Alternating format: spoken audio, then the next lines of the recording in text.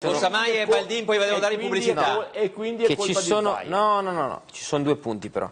Uno è certamente il tema dei cambiamenti climatici e sarebbe ipocrita, falso dire che è un tema legato al Veneto, è un tema mondiale. Però c'è un punto. Qual è la differenza tra il Veneto e altri territori?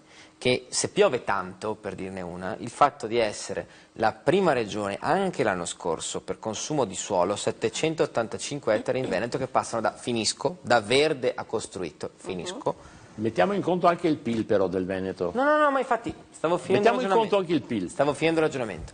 785 ettari che passano da verde a costruito, il fatto che sia un terreno sempre più cementificato e sempre più impermeabilizzato ha un impatto diretto sul fatto che poi sul fronte idraulico, per esempio, delle alluvioni, siamo sempre più soggetti e sempre più in difficoltà.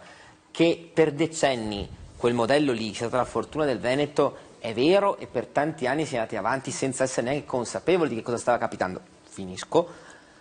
Che per oggi noi continuiamo a 100 all'ora in quella direzione è andare a 100 all'ora verso un burrone, anche perché, e chiudo, oggi l'opportunità, per esempio dal punto di vista economico, per seguire il ragionamento che facevi prima, è tutta un'altra, tra ecobonus, fondi europei per l'efficientamento energetico, fondi che potrebbe mettere la regione sull'efficienza energetica degli edifici. Noi abbiamo un'opportunità economica straordinaria, per esempio nell'efficientare un patrimonio edilizio che per il 60% in Veneto è stato costruito prima del 1970 e siccome il primo problema di inquinamento in questa regione, il primo, sono le polveri sottili, noi possiamo andare anche tutti in bicicletta tutto il giorno, solo che per il 20% dipendono dalla mobilità, per il 65% dipendono dalla qualità energetica degli edifici. Per cui da un punto di vista ambientale e anche economico, lì ci sta un'opportunità straordinaria, c'è l'idea che noi continuiamo a far crescere sta regione, come l'abbiamo fatta crescere per 40 anni, 50 anni, è una roba che non sta più in piedi. Mi devo fermare.